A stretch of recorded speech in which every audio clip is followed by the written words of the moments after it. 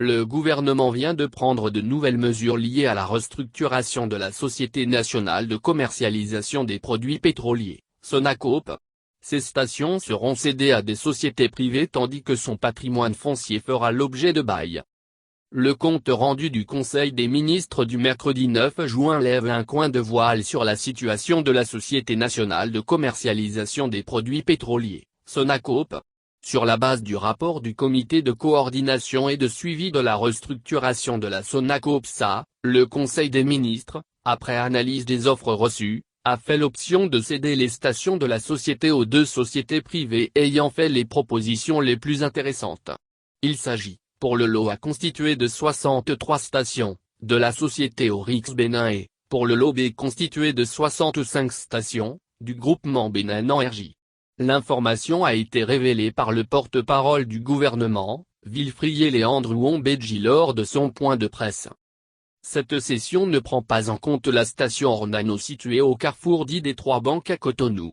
Le foncier fera plutôt l'objet d'un bail.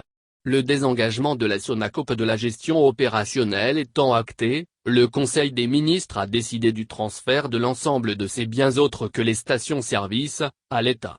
En vue de leur affectation efficiente, le Conseil a marqué son accord pour que le port autonome de Cotonou, qui abrite sur ses domaines les dépôts les plus importants de la société, en assure la gestion via une filiale à créer pour les besoins de la cause.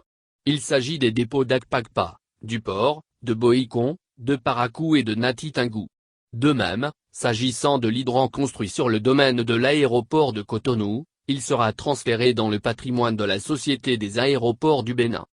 Quant aux autres actifs immobiliers de la Sonacop SA, constitués de constructions diverses et de terrains nus, ils seront vendus aux enchères à l'exception de ceux que l'État réserve à d'autres affectations.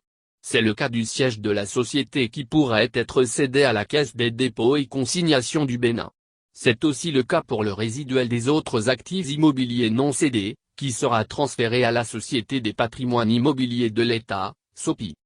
En outre, le Conseil s'est prononcé sur les dettes de la société évaluées à environ 21 milliards FCFA au 31 décembre 2019.